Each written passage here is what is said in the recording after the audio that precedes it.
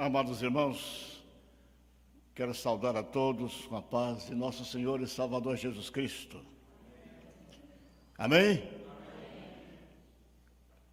Deus me tem dado o privilégio de poder estar nesse púlpito por muitos anos. E dessa feita, o nosso pastor tem me dado a honra de poder expor as Escrituras com vocês, e nós temos trabalhado a primeira epístola de Pedro Apóstolo, e já estamos no capítulo 4. São 5 capítulos. Nós trabalhamos então os capítulos anteriores. Os irmãos têm tido a oportunidade de nos acompanhar. E alguns irmãos têm também recebido nossos esboços. Enfim, nós temos exposto essa carta. Faltam 2 capítulos, 4 e o 5. Eu creio que até o final de julho nós terminaremos. E depois, se Deus quiser, nós vamos começar a expor outras cartas. A Bíblia é um livro para ser ensinado. Por isso a igreja se desdobra, luta para ensinar a palavra.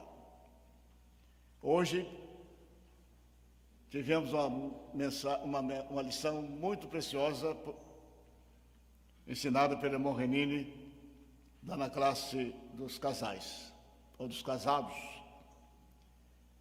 Foi uma lição maravilhosa sobre Jó como chefe de família, o cuidado,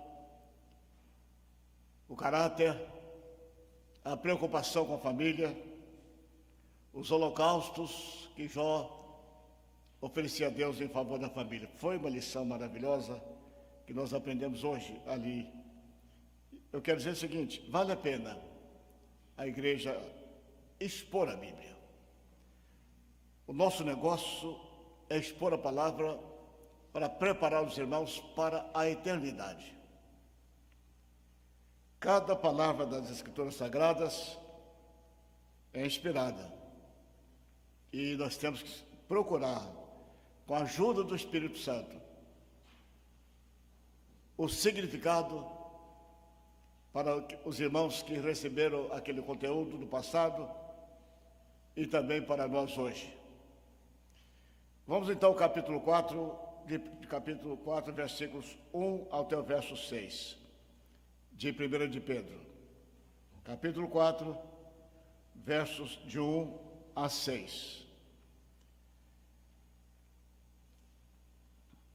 Ora, tendo Cristo sofrido da carne, estejam também vocês armados do mesmo pensamento. Eu quero que você grife aí na sua Bíblia, se você tem essa versão, a palavra armados. Você tem essa palavra? Tem? Sim ou não? Grife essa palavra, que ela é muito importante. Ora, tendo Cristo sofrido na carne, estejam também vocês armados do mesmo pensamento. Grife também pensamentos. Pois aquele que sofreu na carne rompeu com o pecado. Grife isso aí. Para que no tempo que lhes resta na carne, vocês não vivam mais de acordo com as paixões humanas, mas segundo a vontade de Deus.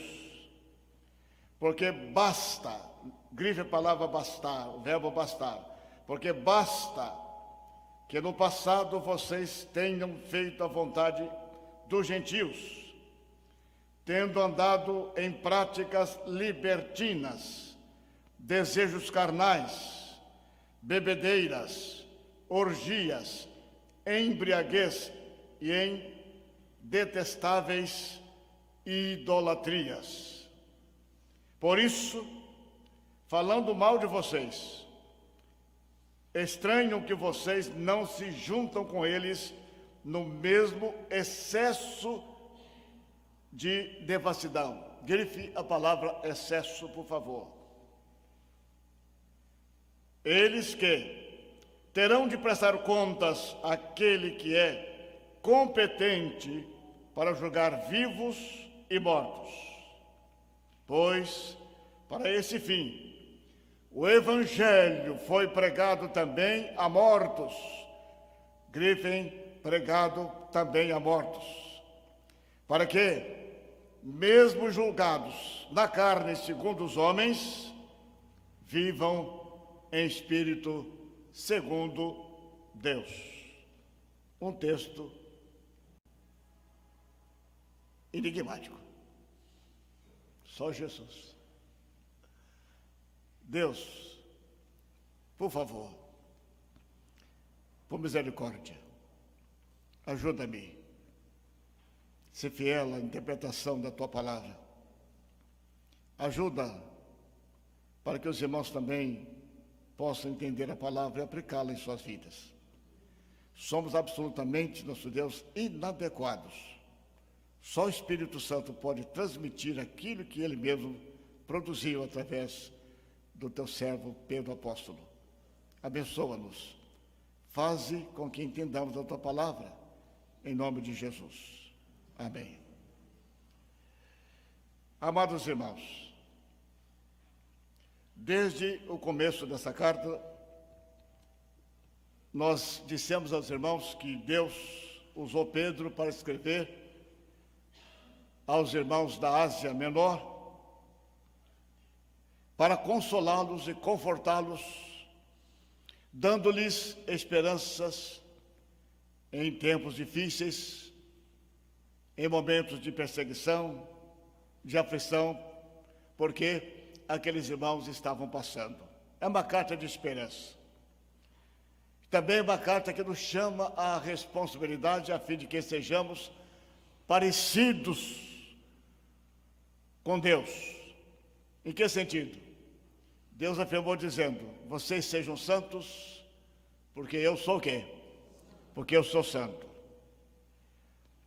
E o texto dessa manhã fala exatamente que nós precisamos ter uma vida santa em meios a sofrimentos.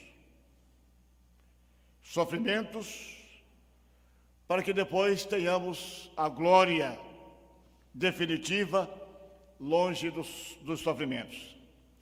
Eu vou pedir a vocês, por favor, que deixem as suas Bíblias abertas, para que os irmãos nos acompanhem, de tal maneira que cada versículo que nós vamos expor nessa manhã possa abençoar o coração dos irmãos. O que estava acontecendo? Os irmãos para os quais Pedro escreveu estavam passando por momentos difíceis, recebendo críticas ferrenhas dos seus contemporâneos, ou seja, os cristãos estavam sendo criticados severamente pelo fato de eles terem vidas diferentes daqueles seus amigos. Em outras palavras, os amigos dos cristãos não aceitavam a ética deles, ou seja, a ética dos cristãos. Os pagãos rebelavam-se contra os cristãos porque eles não tinham uma vida parecida com a vida daqueles pagãos que tinham uma vida absolutamente frouxa, pecaminosa. A crítica era esta: por que vocês não se juntam a nós? Por que vocês não caminham conosco na nossa direção? Por que vocês também não fazem as festas que nós fazemos? Por que vocês não se parecem conosco na maneira de viver? No nosso modus de vida? Por que vocês são diferentes de nós? Em outras palavras, Os contemporâneos dos cristãos do tempo de Pedro sofriam críticas violentas porque eles não se pareciam, não viviam como os pagãos viviam. Aí então veio a crítica, veio exatamente o desprezo, e os crentes, na verdade, para aqueles devassos, eram como que pessoas indesejadas naquele contexto. Eram pessoas que não se misturavam com eles, dada a transformação que recebera quando da conversão. O crente é diferente. O crente não vive como os incrédulos vivem. E mais tarde nós sabemos disso. Paulo Apóstolo, capítulo 5, verso 17, segunda carta aos Coríntios, já declarou isso. Se alguém tem Cristo, o quê? Nova criatura é, as coisas antigas ou velhas já passaram, e eis que tudo se fez novo. Os pagãos do tempo de Pedro, quando Pedro escreveu essa carta, eles não aceitavam a vida nova dos cristãos. Daí desprezaram, ridicularizavam os crentes. Talvez que você também tenha experimentado isso. O seu modo de vida, a sua cosmovisão, o seu comportamento, a sua ética é diferente daqueles que não são regenerados. Daí a crítica aos cristãos do tempo de Pedro. Esse é o contexto. Amém? Os irmãos entenderam? É claro, o crente não vive como vive aqueles que não são regenerados. Daí o fato de que nós somos rejeitados. Nós somos como que pessoas diferentes, e somos diferentes. E o nosso comportamento, às vezes, o nosso comportamento cristão, a nossa ética cristã, o nosso temor a Deus, irrita os não regenerados.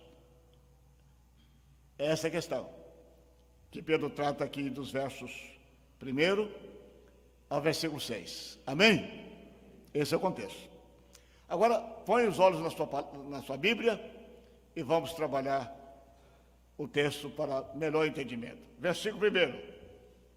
Ora, tendo Cristo sofrido na carne, estejam também vocês armados do mesmo que?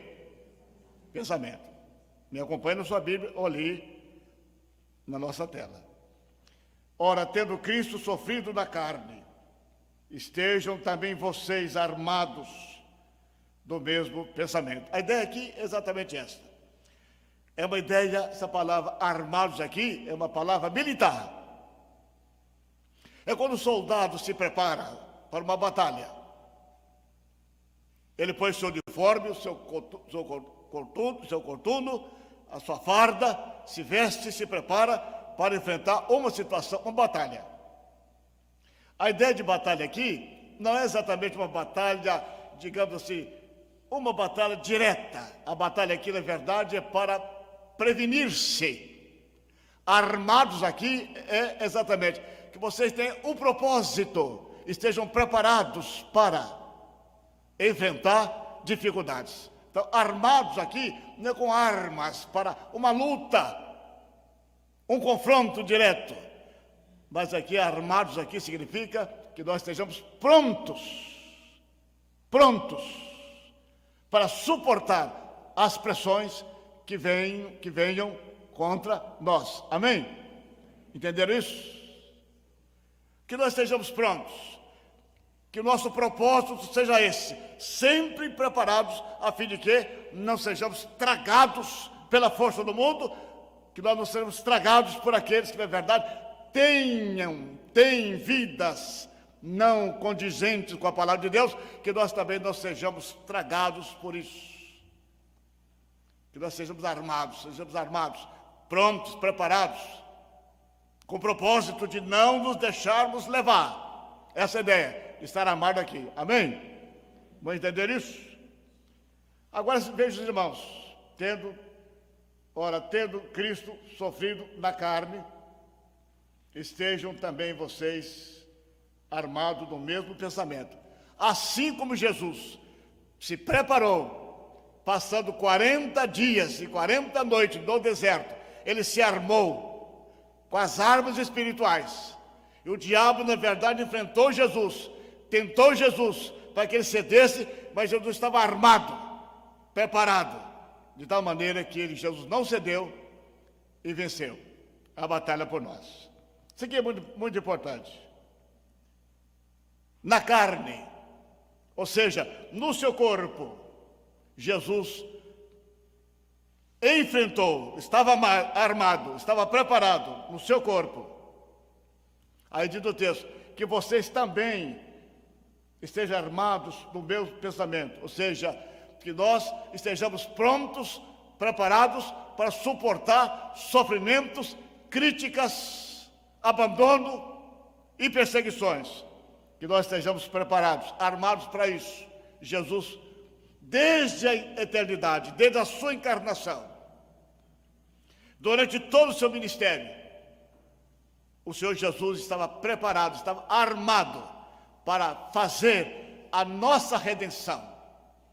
E ele não saiu desse propósito, caminhou nesse propósito até chegar ao topo do Calvário. Estava armado, preparado para enfrentar a batalha. Aí Pedro vem e diz que vocês também estejam o quê? Armados.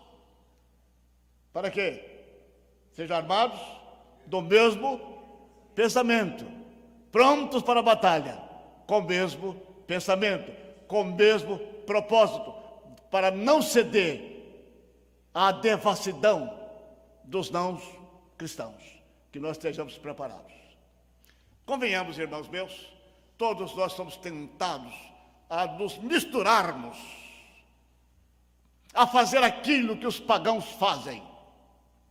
Mas Pedro nos chama a atenção, o Senhor Jesus estava armado, preparado, para não ceder. Ele não cedeu nem um milímetro. A Bíblia diz que o Senhor Jesus Cristo não se achou engano na sua boca. A Bíblia diz que ele jamais cometeu pecado. Ele entrou no mundo na sua encarnação, trabalhou com os homens durante 33 anos, e durante 33 anos estava armado, preparado, para não ceder e pecar contra Deus, e se isso acontecesse, ele não teria feito a nossa redenção. Que nós também estejamos armados, com o mesmo pensamento, de resistirmos e não cedermos às práticas dos pagãos. Essa é a ideia aqui do verso 1. Amém? Estão me acompanhando ou não? Essa é a ideia. Você e eu devemos estar armados, ou seja, que nós temos um propósito, armado aqui, é ter propósito de não cedermos aos chamamentos dos pagãos, a que nós não vivamos a vida dos pagãos, como Cristo de verdade fez. Aí continua o verso 1. Pois aquele que sofreu na carne, que é Jesus, rompeu com o pecado, para que, no tempo que lhes resta na carne, vocês não vivam mais de acordo com as paixões humanas. Vamos pensar um pouco nesse verso ainda, verso 1, verso 2. Pois aquele que sofreu da carne, rompeu com o pecado. O que significa isso? O Senhor Jesus Cristo, na sua carne, no seu corpo, ele rompeu com o pecado. Ele não flertou com o pecado. Ele abominou o pecado. Ele não pecou. Ainda que tenha passado 33 anos aqui conosco, ele jamais cometeu pecado. E na sua carne, ele rompeu com o pecado. Como que ele fez isso? Na cruz, ele trabalhou de tal maneira, quando chegou na cruz, ele rompeu o pecado, venceu o pecado com a sua morte.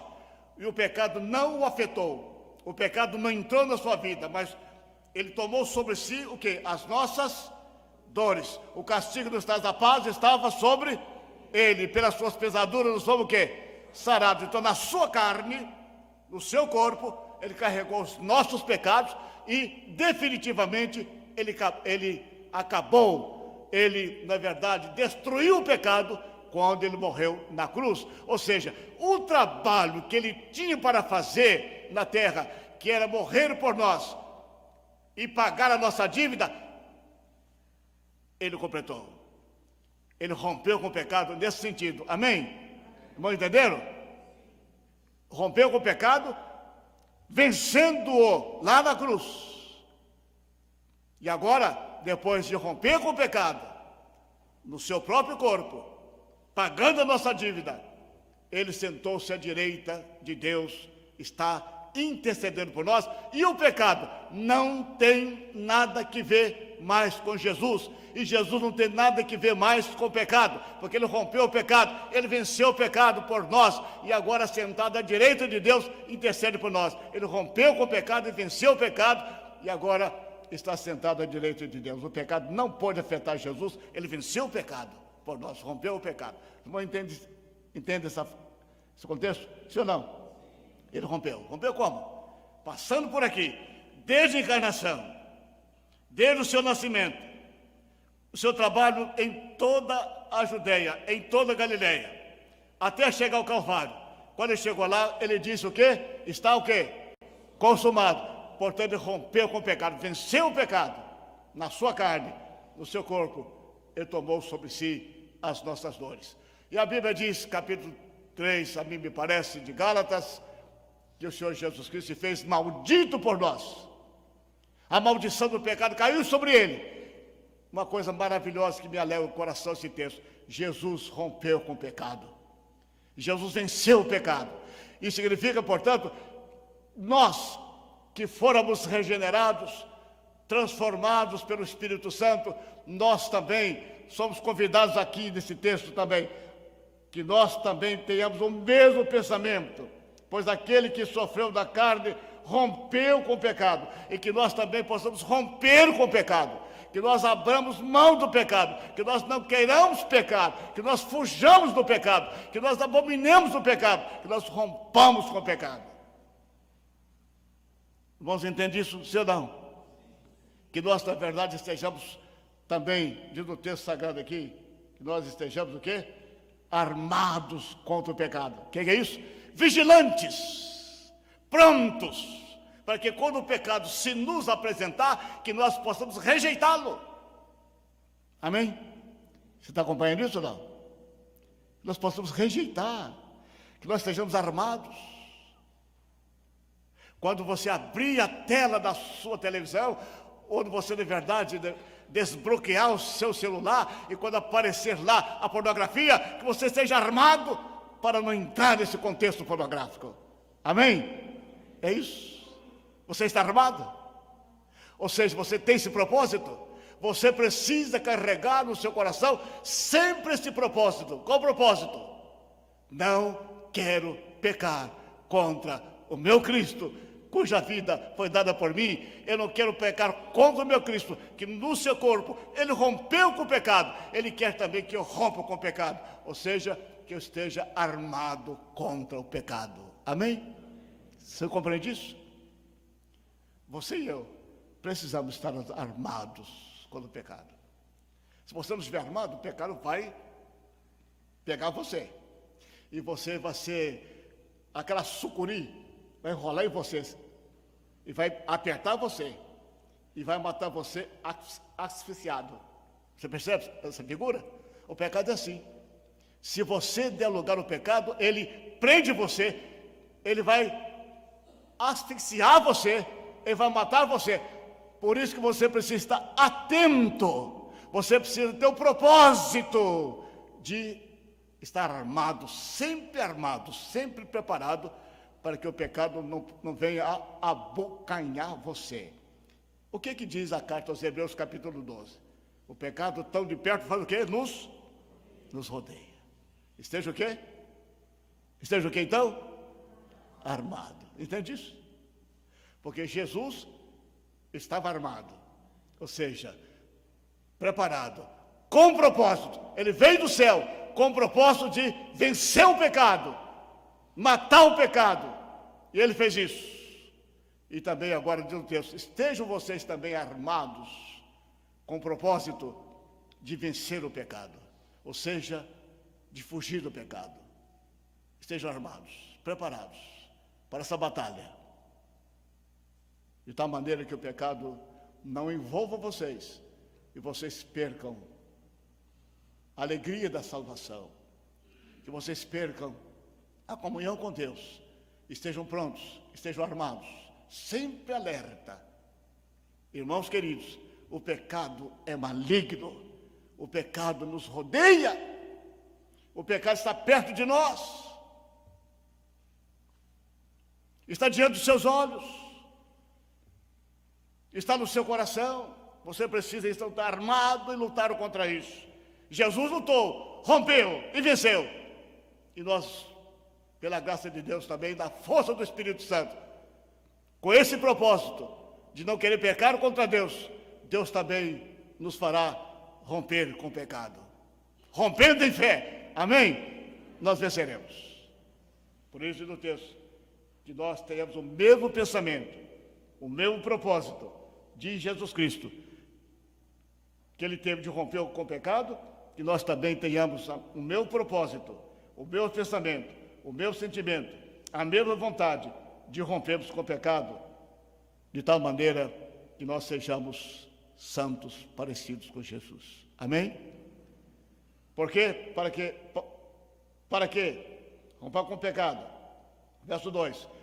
Para que, no tempo que lhes resta na carne, vocês não vivam mais de acordo com as paixões humanas, mas segundo o quê? A vontade de Deus. Olha uma coisa importante aqui. Vocês observaram essa palavra? O tempo que lhe resta na carne? Provavelmente que Pedro está dizendo o seguinte aos seus contemporâneos: olha, vocês podem ser presos, vocês podem ser martirizados a qualquer momento. A vida de vocês, de verdade, o tempo que resta é este. Pedro sabia que os crentes estavam sob perseguição, sob prisões. Muitos deles já haviam sido martirizados. E Pedro diz: o tempo que lhe resta é pouco. Vocês têm pouco tempo, aproveitem esse tempo para viverem vidas santas. Convenhamos, irmãos meus, quem de nós aqui sabe que estará vivo até o final dessa tarde? Alguém sabe? Não sabemos, portanto, o nosso tempo é muito pequeno. O nosso tempo, esse é o nosso tempo, diz o texto sagrado, no tempo que vocês têm na carne. Aproveite esse tempo, o tempo de vocês é curto. Naquele contexto, provavelmente, que Pedro estava alertando aos seus leitores que aproveitasse o tempo que eles poderiam ser presos, martirizados e mortos. Então, que eles aproveitassem o tempo para testemunhar de Jesus. Que nós aproveitemos nosso tempo. Eu não sei que domingo que vem estarei aqui neste púlpito. Nem o pastor sabe. Nenhum de vocês sabe que estará aqui domingo para assistir ao culto. Esse é o nosso tempo. Vamos aproveitar o tempo a fim de que nós sejamos testemunhas fiéis do Senhor. Diz o texto sagrado: aproveita o tempo que resta para vocês. Há muitos crentes que não se importam com isso, pensam que a vida tem muito tempo para frente. Quem disse isso? A nossa vida pode murchar, a nossa vida pode estiolar ainda esse dia. Nessa noite podemos partir para a eternidade. O nosso tempo é curto. Nós não temos tempo, irmãos meus. Quem tem tempo é Deus, porque Ele controla o tempo. E você não pode controlar nada. Mas no tempo que resta a você, nesse tempo que está restando para você, seja uma fiel testemunha do Senhor Jesus e fuja do pecado. Amém? É isso que o texto está dizendo. Não use o tempo da sua vida para pecar. Não use o tempo da sua vida para viver de maneira fora da vontade de Deus. Use o tempo que você tem para servir a Deus, fazer a vontade de Deus. Não use o tempo para o seu bel prazer, para a satisfação da sua carne, para os seus desejos. Use o tempo para a glória de Deus. É isso que Pedro está pedindo aos seus leitores e a todos nós. Mas muitos crentes estão perdendo o tempo com coisas fúteis. Nós veremos daqui a pouco. O que é que você tem feito com o seu tempo? O seu tempo é só para você? É só para a sua família? É só para enriquecer você? Ou o seu tempo, na verdade, é usado para a glória de Deus? Para servir a Deus, para fazer a vontade de Deus. Para que no tempo que lhes resta da carne, nesse corpo, vocês não vivam mais de acordo com as paixões humanas, mas segundo a vontade de Deus. Vamos usar o nosso tempo para o quê? Para a glória de Deus. E não vamos viver na paixão da nossa carne. A palavra paixão aqui é muito ampla. Nós veremos daqui a pouco, ela é muito ampla essa palavra. O que Pedro está dizendo é o seguinte: aproveite o tempo de vocês, usem o tempo de vocês, não para viver em paixões pecaminosas. Que esse tempo, na verdade, seja um tempo para santificação, preparando-se assim para o céu. Lembre-se disso, Pedro está dizendo aos seus leitores, que vocês são peregrinos, vocês são passageiros. Prepare-se para o céu, use esse tempo para a santificação, use esse tempo para que vocês se pareçam com Cristo. Uma vida de santificação, de santidade, apesar do sofrimento, use esse tempo a fim de que vocês se pareçam com Jesus na alma e no coração. Verso 3. Porque basta que no passado, isso aqui é muito importante, porque basta que no passado vocês tenham feito a vontade dos gentios, tendo andado em práticas libertinas, desejos carnais, bebedeiras, orgias, embriaguez e detestáveis idolatria. Que lista sinistra. Irmão Antônio, que lista danada. Terrível essa lista. Olha que coisa. Veja, irmãos, porque basta, chega. O texto grego, pastor, foi exatamente isso. Chega, basta, pare. Fique aí, chegue. Chega de pecar. Basta o tempo que vocês andaram nessas coisas terríveis aqui. Porque basta que no passado, chega. No passado vocês se chafurdaram nessas coisas. No passado vocês andaram fazendo todas essas coisas horríveis. Chega, basta.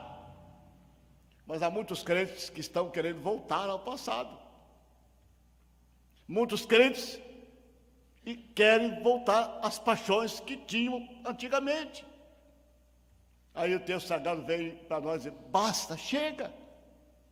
O que vocês fizeram até agora foram coisas abomináveis. A vida de vocês era uma vida devassa, pecaminosa. Chega, basta. Depois da nossa conversão, Deus pôs um basta na nossa vida pecaminosa. Nós pecamos por acidente, mas nós não gostamos de pecar e não podemos viver pecando. Basta, chega. Daqui para frente nós somos o quê? Novas. Basta. Eu estava examinando esse texto, ele deu um susto. Deus falou comigo: Gerson, basta. Lembra do passado? Em que vocês, no passado, vocês tenham feito o quê? A vontade dos gentios. Gentios aqui é gente que não tem lei. Os gentios não tinham lei. Os gentios, na verdade, não tinham a lei de Moisés, não andavam sob a lei, andavam soltos, sem Deus e sem esperança no mundo. E nós éramos assim, nós somos gentios, não somos judeus, mas agora somos gentios convertidos. Aí vem o texto sagrado para nos dizer: chega, basta. Aquele tempo que vocês andavam em todas essas coisas, fazendo a vontade dos gentios. Qual era a vontade? O que os gentios faziam? tendo andado que em práticas libertinas, desejos carnais, bebedeiras. Que vergonha! Quantos de nós aqui já bebemos, né? Alguém já bebeu aqui? Misericórdia, eu também já. Que vergonha. Pior do que isso, eu fumava. Meu Deus, que vergonha. Francamente, Deus não nos fez para isso. Aí vê o texto agora, basta, chega. Chega de desejos carnais, chega de bebedeiras, chega de orgia, basta, para com isso, para com embriaguez. E o pior do que isso, não sejam idólatras. 5 coisas horríveis aqui no texto. 5 coisas terríveis. Olha aí, pode contá-las. Libertinagem, desejos carnais, bebedeiras, orgias, embriaguez e detestáveis, o quê? Idolatria. A idolatria, Deus detesta isso. Idolatria também é um texto, é uma palavra muito extensa, idolatria. Os crentes para os quais Pedro escreveu, antes da conversão, faziam todas essas coisas. Agora Pedro chama a atenção deles e disse-lhes, basta. Deus fala comigo e com você nessa manhã. Basta. Sejam santos, como sou santo. Abandonem a orgia. Abandone a bebedeira. Abandone a embriaguez. Abandone a idolatria. Chega. Vocês são outras criaturas. Aí, os crentes que faziam isso abandonavam. Os crentes que abandonaram essa lista aqui de 5 coisas, a bebedeira, a embriaguez, a idolatria, a libertinagem, a orgia, os crentes que abandonaram isso agora estão sendo criticados e colocados de lado. Vocês, na verdade, não andam conosco, não bebem conosco, vocês não fazem as festas orgíacas conosco, vocês são pessoas diferentes. Vocês, na verdade, não têm a nossa amizade. Ponham os crentes na parede, afastavam-se deles. Compreende isso? Isso acontece com você. Nós estamos na aula lá, irmã Renino ministrando, nós falamos sobre isso. Se você fizer um churrasco na sua casa e convidar os pagãos, ou seja, os não convertidos, se você não levar cerveja, provavelmente muitos deles não vão. Churrasco com Coca-Cola? Não. Churrasco desce bem redondo com quê? Com cerveja. Com vinho. Não é assim? Churrasco com Coca-Cola? Na minha casa, como crente, churrasco era com Coca-Cola.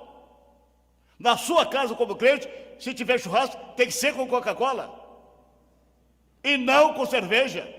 E não com bebida alcoólica. Mas isso era detestável para os pagãos, que criticavam os crentes porque não faziam isso. E a mesma coisa acontece com você. Se você, na verdade, não tiver armado, você vai fazer um churrasco e vai levar cerveja para os seus amigos na sua casa, que isso, na verdade, é idolatria, isso é pecado. Por isso você precisa estar o quê? Armado. Na minha casa, vocês são bem-vindos. Churrasco e Coca-Cola. E suco de laranja.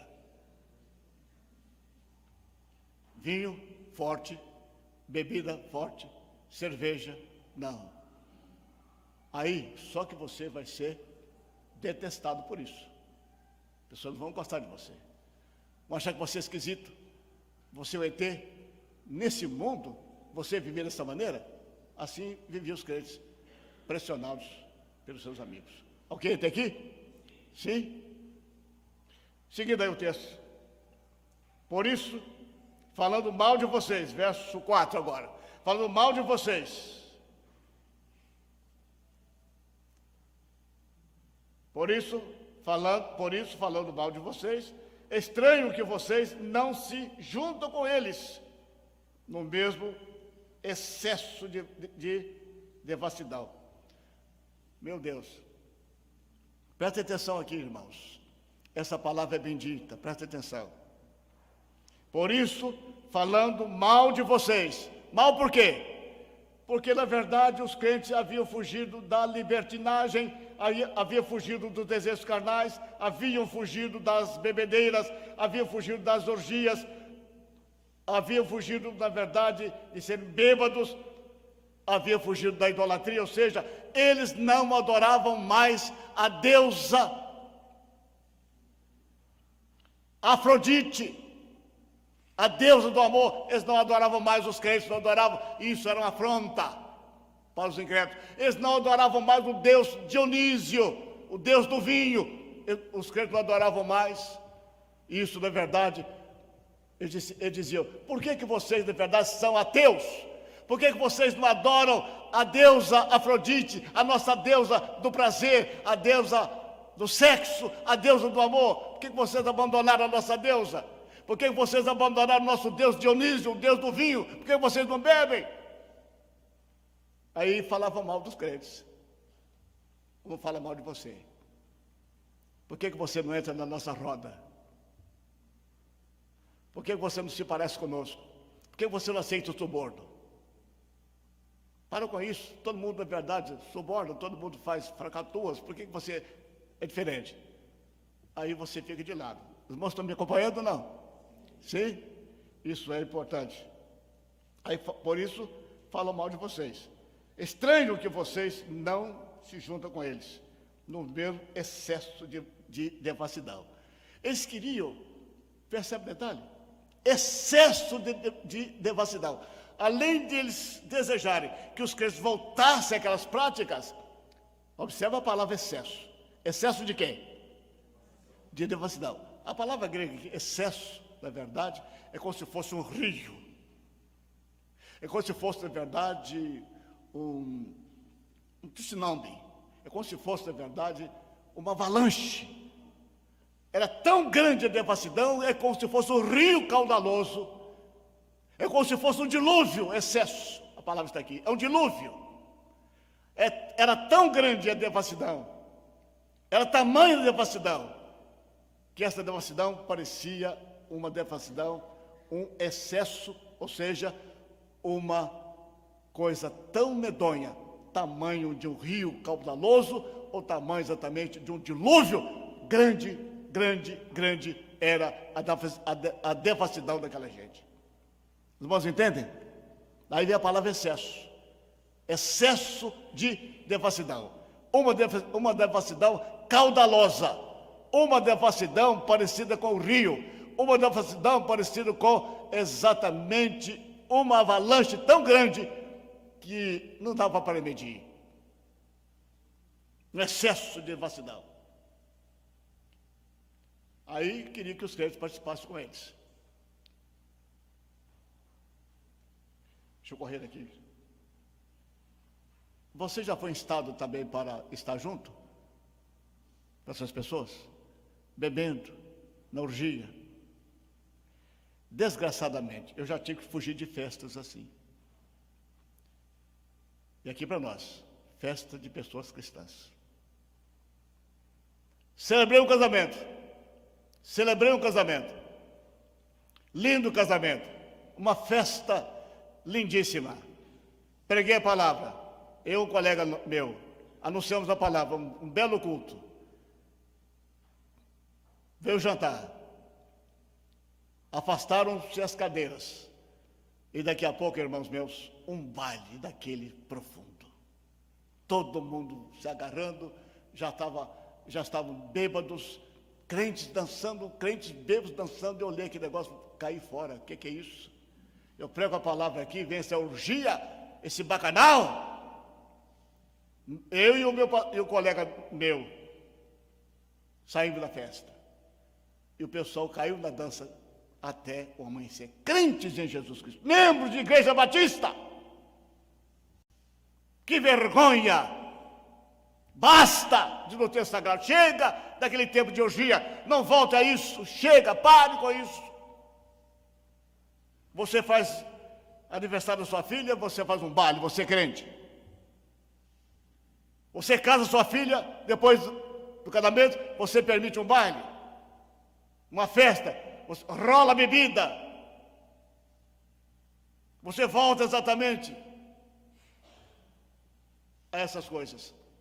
Porque se você não fizer, os seus amigos vão criticar você e você não está armado e você permite que a festa aconteça nas suas barbas. Que é isso? Vamos correr aqui para o tempo. Estamos juntos até aqui? Sim ou não? Eles que... Agora tem um detalhe. Eles querem que nós nos ajuntemos a eles, nessas orgias. Pedro disse, não, chega, basta. Verso 5, eles que terão de fazer o quê? Verso 5, eles que terão o quê? Prestar contas. Fala comigo, gente. Eles que terão de prestar conta àquele que é competente para julgar vivos e mortos. Vocês podem fazer tudo isso. Verso 5. Eles que terão de prestar contas àquele que é competente para julgar vivos e mortos. Percebe? Jesus Cristo é o juiz. Se você for lá, capítulo 17, versículos 30 e 31 de Atos dos Apóstolos, você verá.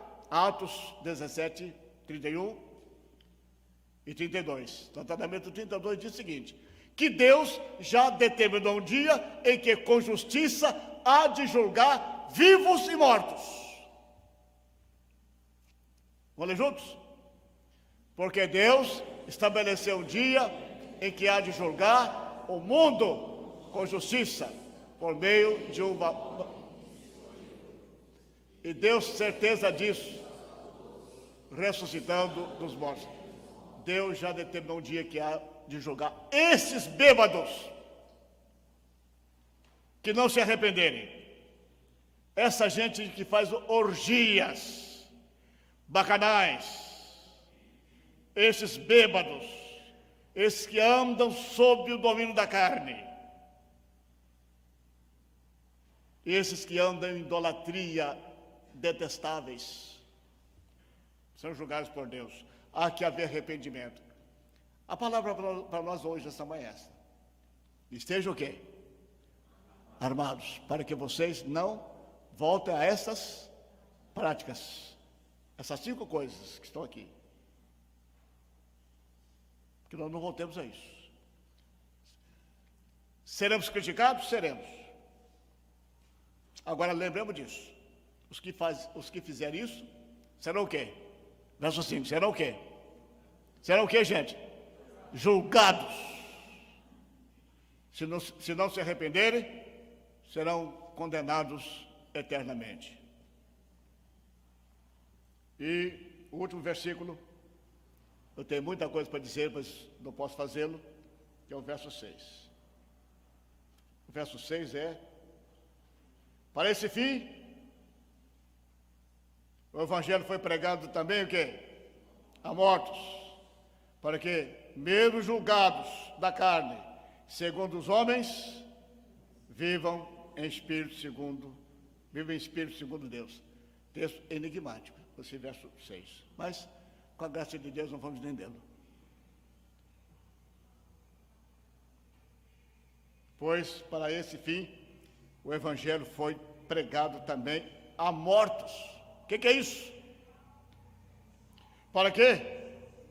Mesmo julgados na carne, segundo os homens, vivam em espírito segundo Deus. A ideia é a seguinte: aqueles pagãos com os quais os crentes não se juntavam, criticavam-os, julgavam-os, condenavam-os, porque eles não se misturavam com eles. Aí os pagãos diziam: O que vale? O que adianta ser crente? O que adianta ser cristão? Desculpe. O que adianta ser cristão? Se vocês que não bebem, se vocês que não adoram a nossa deusa Afrodite, que vocês de verdade não adoram o nosso Deus Dionísio, que vocês de verdade não bebem a nossa bebida, que vocês que não andam conosco no nosso caminho de devassidão, que adianta? Vocês também morrem. Por isso alguém tem uma canção que diz: eu bebo sim, porque se eu beber, eu morro. Se eu não beber, eu morro. Então eu bebo sim. Tem uma canção assim, não tem? Maldita canção, mas tem uma canção assim. Não tem? Tem uma canção assim. É isso que está dizendo. Vocês não bebem. Vocês não adoram Dionísio. Vocês não adoram a nossa deusa Afrodite, que é a deusa do sexo, do prazer, do orgasmo. Vocês não adoram. Nós estamos em toda essa bagunça. Nós estamos. E nós morremos. E vocês que estamos? Vocês não fazem isso, mas morrem. Que vantagem vocês têm sobre nós? Olha que voz do diabo. Olha que voz do inferno. Aí Pedro disse: olha, vocês serão julgados por isso. Agora Pedro dá uma coisa fantástica aí no verso 6. Pois para esse fim, o evangelho foi pregado também à morte.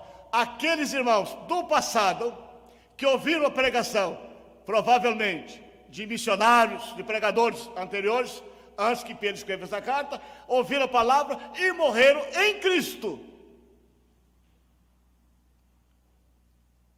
Estavam mortos fisicamente, mas estavam vivos espiritualmente na presença de Deus. Amém? Aí eles não entenderam. Eles julgaram que os crentes que não caminhavam com eles, que não bebiam com eles, que não entravam na orgia com eles, que não adoravam ao Deus Dionísio, que não adoravam a deusa Afrodite, eles morreram e daí? Mas só que eles esqueceram de que aqueles crentes que morreram, ouviram a palavra, já estavam em espírito vivos. Irmãos queridos, para Deus não existe morto. Para Deus só existe pessoas vivas. Os crentes que morrem em Cristo estão vivos e vivos eternamente. Amém? Eles perderam. Eles acharam, eles julgaram os crentes, dizendo: olha, vocês na verdade não fazem o que nós fazemos. Mas o que adianta isso? Vocês morreram.